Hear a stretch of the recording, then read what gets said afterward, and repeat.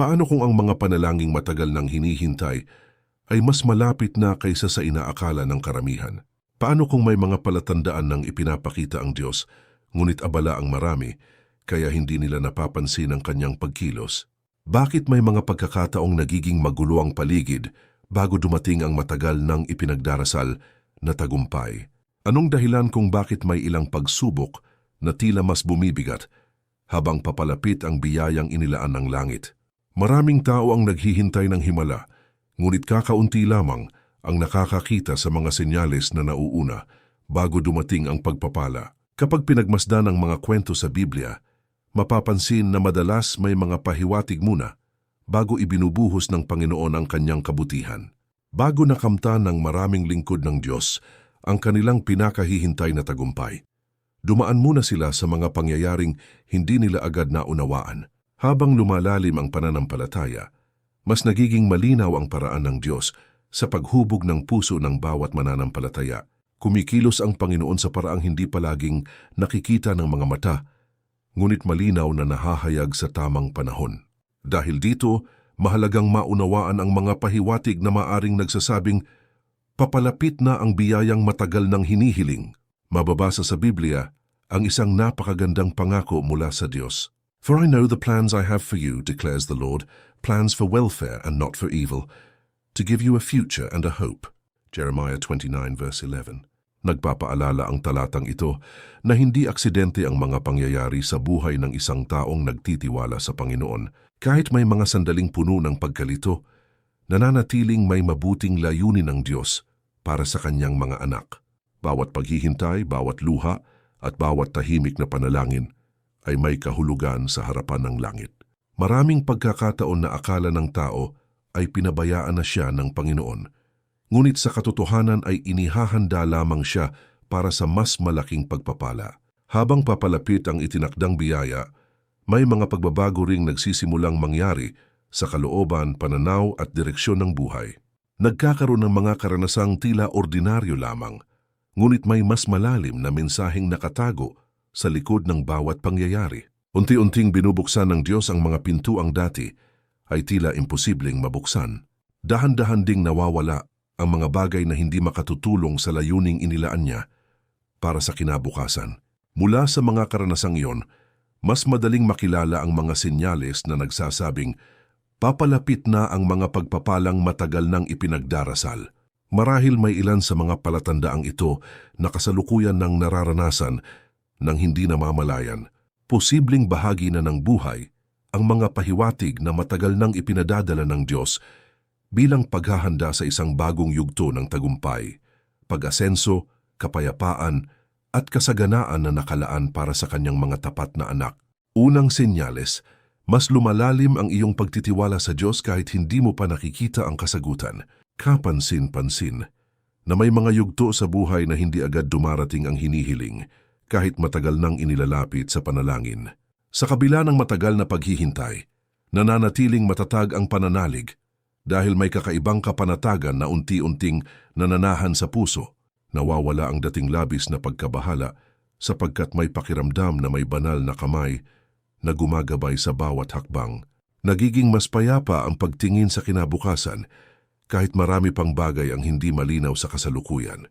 Doon nagsisimulang makita ang isang mahalagang pahiwatig na may mabuting ginagawa ang Panginoon sa likod ng mga pangyayari. Karaniwang inaakala ng marami na ang pagpapala ay agad na nakikita sa anyo ng pera, tagumpay o magagandang pagkakataon.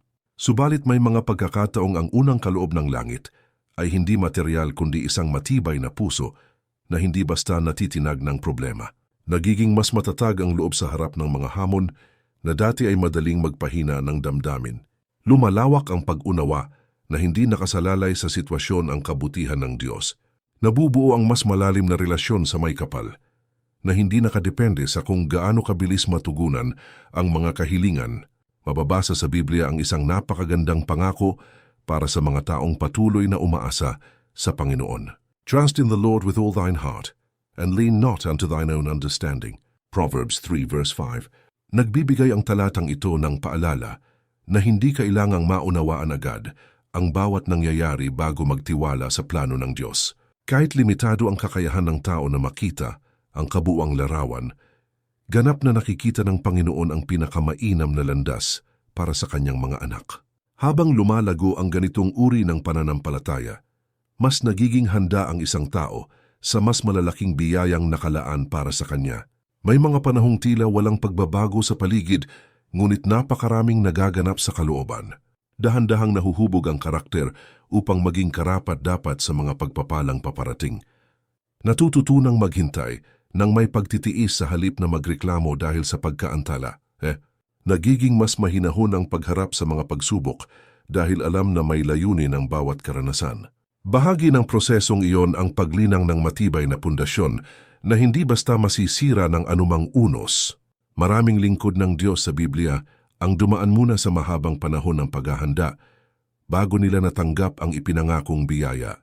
Hindi agad nakita ni Abraham ang katuparan ng lahat ng pangako, ngunit nanatili siyang tapat sa Panginoon. Hindi rin mabilis na dumating ang katuparan ng mga pangarap ni Jose, ngunit patuloy siyang kumapit sa Diyos sa gitna ng matitinding pagsubok. Ikalawang senyales, unti-unting naalis sa iyong buhay ang mga taong naglalayo sa iyo sa mabuting landas. Dumarating ang mga pagkakataong may mga taong kusang nawawala sa iyong paligid kahit wala kang ginagawang masama sa kanila. Nagkakaroon ng distansya sa ilang samahan na dati mong itinuturing na mahalagang bahagi ng pang-araw-araw na buhay. Lumilitaw ang mga pagbabago sa mga ugnayang matagal nang nakasanayan, kaya nagiging palaisipan kung bakit nangyayari ang mga iyon. Nagdudulot ng lungkot ang ganitong karanasan, lalo na kapag malalim ang pinagsamahan noon. Kabilang pala ang mga pagbabagong iyon sa paraan ng Diyos upang ihanda ang isang tao sa mas magandang direksyong nakalaan para sa Kanya. Hindi lahat ng umaalis ay pagkawala na dapat ikasira ng loob. Hindi rin bawat pagtatapos ay nangangahulugan ng kapahamakan o pagkabigo. Minsan ginagamit ng Panginoon ang paghihiwalay upang ilayo ang Kanyang anak mula sa impluwensyang makahahadlang sa Kanyang paglago. May mga samahang nakapagbibigay ng pansamantalang kasiyahan, ngunit nagiging dahilan naman ng paglayo sa banal na kalooban. Sa pamamagitan ng Kanyang karunungan, inaalis niya ang mga bagay na hindi na makabubuti para sa susunod na yugto ng paglalakbay. Mababasa sa Biblia ang isang mahalagang paalala tungkol sa uri ng mga taong pinahihintulutan nating magkaroon ng impluensya sa ating buhay. He that walketh with wise men shall be wise, but a companion of fools shall be destroyed. Proverbs 13 verse 20. Ipinapakita ng talatang ito na malaki ang epekto ng mga kasama sa direksyon na tinatahak ng isang tao. Kapag napapaligiran ng mabubuting impluensya, mas madaling manatiling matatag sa pananampalataya at mabubuting gawain. Kapag kabaligtaran naman ang nangyayari, nagiging mas mahirap mapanatili ang tamang landas. Dahil dito, may mga pagkakataong kumikilos ang Diyos upang ilayo ang Kanyang anak sa mga samahang hindi nakatutulong sa Kanyang espiritual na paglago. Habang nagaganap ang prosesong iyon, napapansin din ang pagbabago sa uri ng mga taong dumarating sa buhay. Mas marami nang nakapagbibigay ng mabubuting payo kaysa negatibong impluwensiya. Mas lumalawak ang pagnanais na mapalapit sa Panginoon kaysa sumunod sa makamundong tukso. Nagiging malinaw na may bagong direksyong binubuksan ng langit para sa isang taong handang sumunod sa kalooban ng Diyos. Maraming beses na hindi agad nauunawaan kung bakit kinakailangang magkaroon ng ganitong mga pagbabago. Lumilipas ang panahon at saka lamang nakikita kung paano iniligtas ng Panginoon ang isang tao mula sa mga sitwasyong maaaring nagdulot ng matinding kapighatian. Nakikita ang Kanyang pagmamahal sa paraan ng Kanyang pag-iingat kahit hindi agad nauunawaan ang dahilan. Kapag unti-unting naalis sa iyong buhay ang mga taong naglalayo sa iyo sa mabuting landas, malaking pahiwatig iyon na inihahanda ka ng Diyos para sa mga pagpapalang hindi kayang ibigay ng mundo. Ikatlong senyales, nagkakaroon ka ng mas malalim na pagkahilig sa panalangin at pagsamba. Napapansin na mas madalas nang hinahanap ng iyong puso ang presensya ng Panginoon. Kahit walang nag-uutos o nagpapaalala, nagiging natural ang paglapit sa Diyos sa bawat umaga, gabi, at maging sa gitna ng mga abalang gawain. Lumalakas ang pagnanais na maglaan ng oras para sa pakikipag-usap sa may kapal, kaysa sa mga bagay na dati ay nakakaagaw ng buong atensyon. Nagkakaroon ng kakaibang kasiyahan Tuwing nananalangin na hindi maipaliwanag ng karaniwang karanasan, nagsisilbing mahalagang pahiwatig ang ganitong pagbabago, na may ginagawa ang Diyos sa kaibuturan ng iyong espiritu. Karaniwang nakatuon ang marami sa paghiling ng mga pangangailangan kapag lumalapit sa Panginoon. Ngunit dumarating ang isang yugto kung saan mas mahalaga na ang pakikipag-ugnayan sa Diyos kaysa sa mga bagay na nais matanggap mula sa Kanya. Mas nagiging makabuluhan ang bawat sandali ng pagsamba dahil nararamdaman ang kapayapaan na nagmumula sa Kanyang presensya. Nagiging masigla ang espiritual na kalagayan kahit walang malaking pagbabago sa panlabas na sitwasyon. Nabubuo ang isang matatag na koneksyon na lalong nagpapalapit sa puso ng tao sa kanyang manlilikha. Mababasa sa Biblia ang isang napakagandang pangako para sa mga taong taimtim na naghahanap sa Diyos. Draw nigh to God and He will draw nigh to you. James 4 verse 8. Nagpapahayag ang talatang ito ng isang dakilang katotohanan tungkol sa relasyon ng tao at ng Panginoon. Kapag lumalapit ang isang mananampalataya sa Diyos ng buong katapatan, mas malinaw niyang nararanasan ang banal na pagkilos sa kanyang buhay. Mas nagiging sensitibo rin siya sa mga paggabay at direksyong nagmumula sa langit. Bunga nito ay mas madaling makilala ang mga oportunidad na inilalagay ng Panginoon sa kanyang harapan. Kasabay ng paglalim ng espiritual na buhay ay ang pagdami ng mga pagkakataong nagbubukas para sa mas magandang kinabukasan. Nagiging mas makahulugan ang pagbabasa ng Biblia dahil tila may bagong liwanag na ibinibigay sa bawat talata. Mas tumatatak ang mga aral na dati ay simpleng binabasa lamang nang walang mas malalim na pagninilay. Nagkakaroon ng pananabik na matuto pa tungkol sa mga pangako ng Diyos at sa kanyang mga dakilang gawa. Mas lumalawak ang pag-unawa tungkol sa kanyang katapatan sa bawat henerasyon. Nagiging dahilan ng mga karanasang ito upang lalong tumibay ang pananalig at pag-asa. Maraming pagpapala ang nagsisimula muna sa pagbabago ng espiritu bago makita sa pisikal na aspeto ng buhay. Hinuhubog muna ng Panginoon ang kalooban bago ibigay ang mga bagay na matagal nang ipinagdarasal. Inihahanda muna niya ang puso bago pagkatiwalaan ng mas malalaking responsibilidad at biyaya. Kapag nagkakaroon ka ng mas malalim na pagkahilig sa panalangin at pagsamba, malakas na senyales iyon na inilalapit ka ng Diyos sa mga pagpapalang matagal na niyang inihahanda para sa iyong buhay. Ika-4 na senyales, nagsisimulang magbukas ang mga pagkakataong dati ay mukhang imposible. Dumarating ang mga sandaling may mga pintuang biglang bumubukas sa harapan. Kahit matagal ng sarado ang mga posibilidad, lumilitaw ang mga pagkakataong hindi mo inaasahan at hindi mo rin kayang planuhin gamit lamang ang sariling kakayahan. Nagugulat ka dahil ang ilang bagay na dati ay tila napakalayo ay unti-unti nang nagiging abot kamay.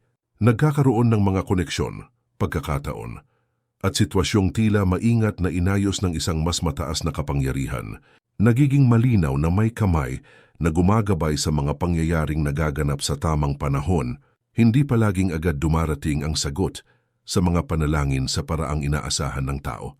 Madalas na gumagawa ang Panginoon ng landas na higit na maganda kaysa sa sariling plano ng sinuman. Nagbibigay siya ng mga pagkakataong hindi kayang likhain ng karaniwang karunungan o impluwensya.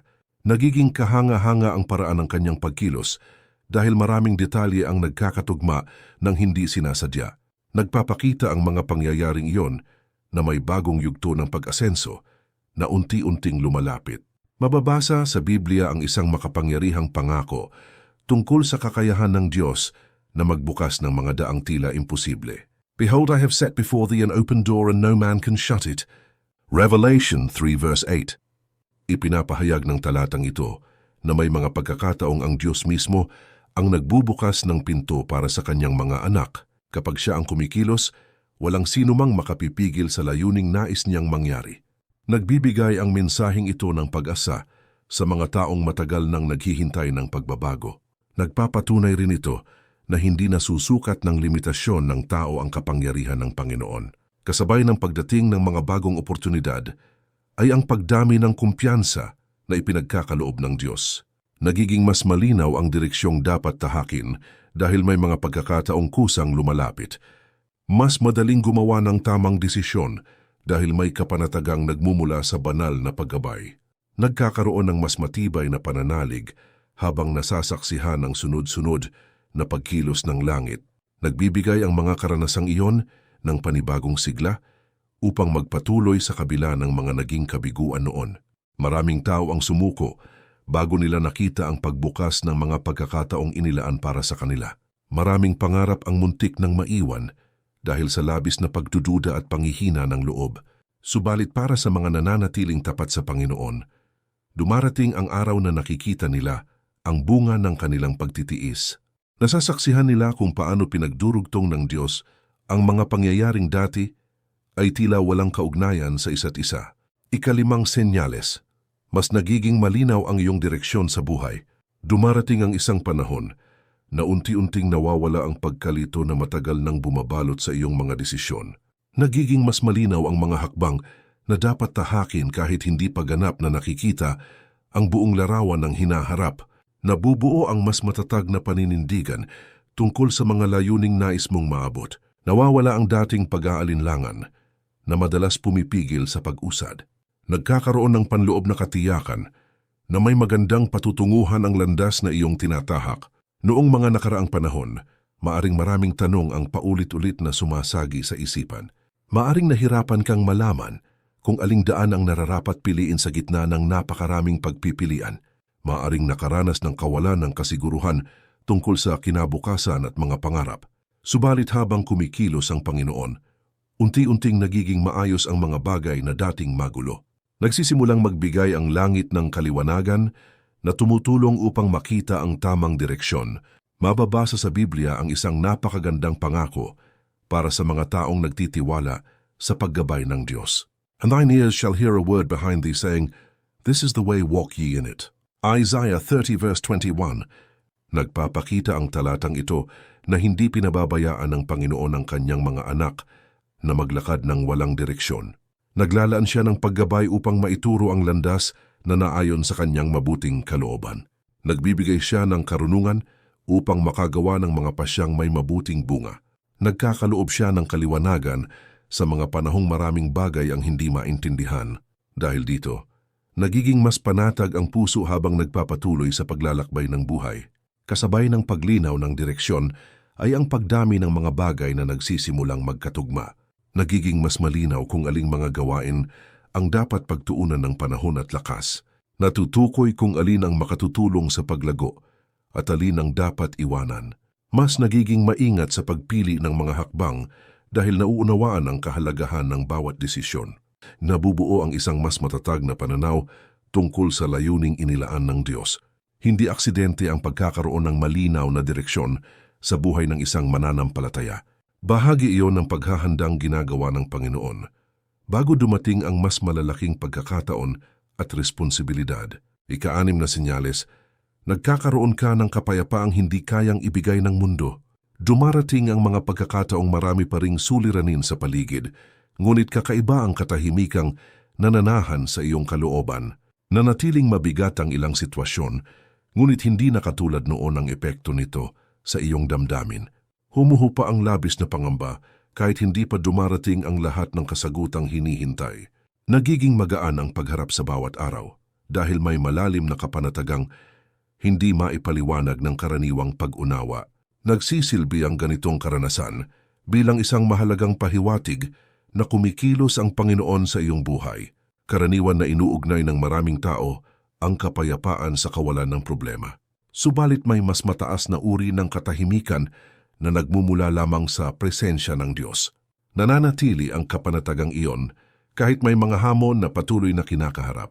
Hindi ito nakabatay sa dami ng pera, estado sa lipunan o mga material na bagay. Nagmumula ang ganitong biyaya sa malalim na pagtitiwala sa kabutihan at katapatan ng Panginoon. Mababasa sa Biblia ang isang napakagandang pangako tungkol sa kapayapaang nagmumula sa Diyos. And the peace of God which passeth all understanding shall keep your hearts and minds through Christ Jesus. Philippians 4 verse 7. Ipinahahayag ng talatang ito na may uri ng kapanatagan na higit sa kayang ipaliwanag ng karaniwang kaisipan. Nagbabantay ang banal na kapayapaang iyon sa puso at pag-iisip ng mga taong nananalig sa Panginoon. Nagbibigay ito ng lakas upang magpatuloy kahit may mga pagsubok na hindi pa natatapos. Nagkakaloob din ito ng katatagan upang hindi madaling matinag ng mga alalahanin sa paligid. Dahil sa biyayang iyon, mas nagiging matibay ang loob sa gitna ng anumang sitwasyon. Kasabay ng pagdating ng ganitong katahimikan ay ang pagliit ng impluwensya ng takot sa pang-araw-araw na buhay. Hindi na madaling madaig ng mga negatibong kaisipan ang iyong pananaw. Mas nagiging mahinahon ang pagtugon sa mga hamon na dati ay mabilis magdulot ng matinding pag-aalala. Mas lumalawak ang pagtitiwala na may mabuting layunin ang Diyos sa bawat pangyayari. Nagiging mas matatag ang pananalig habang nasasaksihan ang kanyang patuloy na paggabay. Maraming beses na nauuna ang kapayapaan bago dumating ang mismong pagpapala. Parang isang banal na paghahanda na ibinibigay ng langit bago magsimula ang panibagong yugto ng buhay. Inaayos muna ng Panginoon ang kalooban upang maging handa sa mga biyayang paparating. Pinatitibay muna niya ang espiritu upang maayos na mapangasiwaan ang mga kaloob na ipagkakatiwala niya. Kapag nagkakaroon ka ng kapayapaang hindi kayang ibigay ng mundo, malinaw na senyalis iyon na may magagandang bagay na inihahanda ang Diyos para sa iyong buhay. Ikapitong senyales, mas madalas mong nakikita ang katapatan ng Diyos sa maliliit na bagay. Dumarating ang mga sandaling nagsisimula mong mapansin ang kabutihan ng Panginoon. Sa mga pangyayaring dati ay hindi mo gaanong binibigyang pansin. Napapahalagahan ang mga simpleng kaloob na araw-araw na dumarating sa iyong buhay. Napupuno ng pasasalamat ang puso dahil mas malinaw nang nakikita ang kanyang pagkalinga sa bawat detalye. Nagiging makahulugan maging ang mga karaniwang karanasang dati ay tila ordinaryo lamang. Nagsisilbing mahalagang palatandaan ng pagbabagong ito na may malalim na ginagawa ang Diyos sa iyong pananaw. Noon maaring nakatuon lamang ang pansin sa malalaking pangarap at malalayong mitiin, madalas na nalilimutan ang napakaraming biyayang tahimik na ipinagkakaloob ng langit sa bawat araw. Habang lumalago ang pananampalataya, mas nagiging bukas ang mata sa mga katibayan ng pagmamahal ng Panginoon. Napapansin ang kanyang pag-iingat sa mga pagkakataong hindi man lang namamalayan noon. Nakikilala ang kanyang pagkilos sa mga paraang hindi kailanman mabibili ng anumang kayamanan. Mababasa sa Biblia ang isang napakagandang paalala tungkol sa kabutihan ng Diyos. Every good gift and every perfect gift is from above, and cometh down from the Father of lights. James 1 verse 17, ipinapahayag ng talatang ito na ang bawat mabuting kaloob ay nagmumula sa Panginoon. Walang tunay na pagpapalang dumarating nang hiwalay sa kanyang biyaya at habag. Nagbibigay ang mensaheng ito ng mas malalim na pag-unawa tungkol sa pinagmumulan ng lahat ng mabubuting bagay.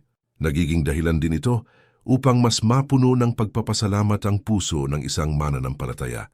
Dahil dito, mas lumalakas ang pagtitiwala sa kanyang patuloy na pagkalinga. Kasabay ng pagdami ng pasasalamat ay ang paglawak ng kakayahang makita ang mga biyayang matagal nang nasa paligid. Napapansin ang mga pagkakataong inilalayo ka ng Panginoon sa kapahamakan ng hindi mo nalalaman, nakikilala ang kanyang paglalaan sa mga sandaling tila walang sapat na mapagkukunan. Nakikita ang kanyang paggabay sa mga desisyong nagdala ng mabubuting resulta. Nauunawaan na maraming himalang nagaganap sa tahimik at hindi inaasahang paraan. Maraming tao ang naghihintay ng napakalaking pagbabago bago maniwalang kumikilos ang Diyos. Subalit kadalasang nagsisimula ang mas dakilang pagpapala sa kakayahang pahalagahan ang maliliit na kaloob na natatanggap araw-araw. Hinuhubog ng Panginoon ang puso upang maging mapagpasalamat bago pagkatiwalaan ng mas malalaking biyaya.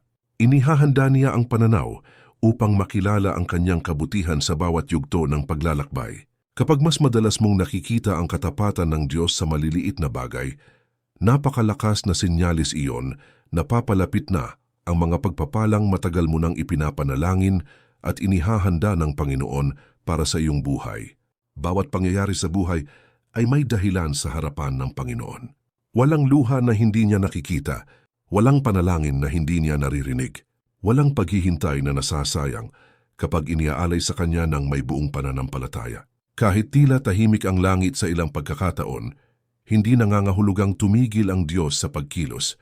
Maraming beses na ang pinakamagandang pagpapala ay dumarating sa panahong hindi inaasahan ng tao. Habang abala ang marami sa paghahanap ng agarang kasagutan, patuloy namang inaayos ng Panginoon ang mga bagay na hindi kayang makita ng mga mata. Habang lumilipas ang mga araw, pinagdurugtong niya ang mga pangyayari upang mabuo ang kanyang perpektong plano. Habang nagpapatuloy ang mga pagsubok, lalo niyang pinatitibay ang puso ng kanyang mga anak. Habang nagiging mahirap ang paglalakbay, lalo ring lumalapit ang sandali ng katuparan ng kanyang mga pangako. Mababasa sa Biblia ang isang napakagandang pangako para sa lahat ng nananatiling nagtitiwala sa Kanya. And we know that all things work together for good to them that love God. Romans 8 verse 28. Nagbibigay ang talatang ito ng napakalalim na pag-asa para sa bawat mananampalataya. Kahit may mga karanasang mahirap unawain ngayon, may kakayahan ng Diyos na gamitin ang lahat para sa kabutihan ng mga nagmamahal sa Kanya. Pansamantalang maaring hindi makita ang buong larawan. Darating ang araw na mauunawaan din kung bakit pinahintulutan ng Panginoon ang bawat pagsubok, bawat paghihintay, at bawat hamon na dinaanan. Kapag nararanasan mo ang ilan sa mga senyales na nabanggit, huwag mawalan ng lakas ng loob. Posibleng mas malapit ka na sa iyong hinihintay kaysa sa inaakala mo. Posibleng kumikilos na ang Diyos sa mga bahaging hindi pa naaabot ng iyong paningin. Posibleng kasalukuyan ng binubuksan ng langit ang mga pintuang matagal mong ipinanalangin. Patuloy lamang na sumunod sa kalooban ng Panginoon. Patuloy lamang na magpasalamat kahit sa maliliit na biyayang natatanggap araw-araw. Darating ang takdang panahon na masasaksihan mo rin ang katapatan ng Diyos sa paraang higit pa sa lahat ng iyong inaasahan. Nawa ay mapuno ang iyong puso ng pag-asa, kapayapaan, at pagtitiwala habang hinihintay ang katuparan ng mga pagpapalang inihanda ng Panginoon para sa iyong buhay. Pagpalain ka nawa ng Diyos at ang iyong buong sambahayan. Amen.